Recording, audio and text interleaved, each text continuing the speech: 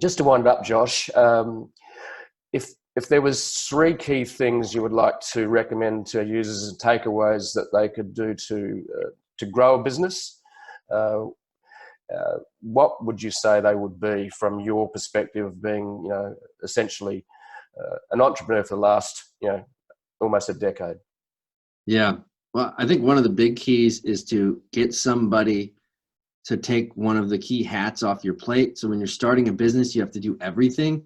If you continue down that road, you really will be in a situation where your growth will be hampered. So for me, it was bringing on my first employee, who's Ben Kniffen, who's now the president of our company, and he was really quick to just take over operations, so that he could focus on being the COO and I could focus on sales and marketing related stuff. Yep. And I see a lot of companies that if you don't have a really key number two person, that can really hold you back. The other thing I would say is that this is probably even bigger than that, because if you don't have leads and sales coming in, then you have no need for a number two person. You have to get to a certain level before you can afford to do that or justify it.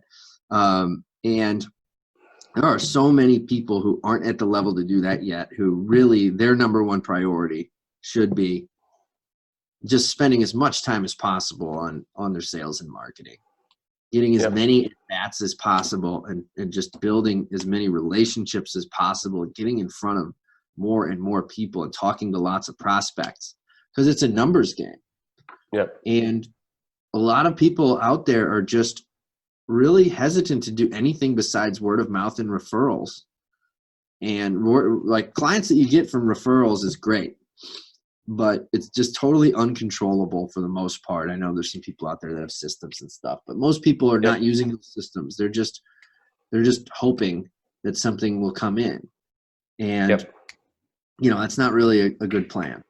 And so I would say, spend more time on sales and marketing than you're doing. Invest in building new relationships and building your pipeline.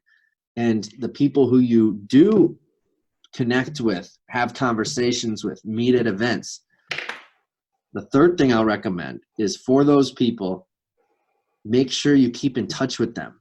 So Connect 365 is a great way to do that, but whatever tool or method you want to use, it's almost a waste of having conversations with people and meeting people and going to events and such if you are not going to have a follow-up system to keep in touch with them, because the vast majority of the people aren't ready to do business with you today. Exactly.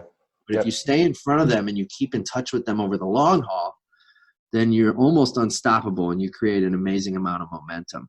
So those are a few things I'd recommend.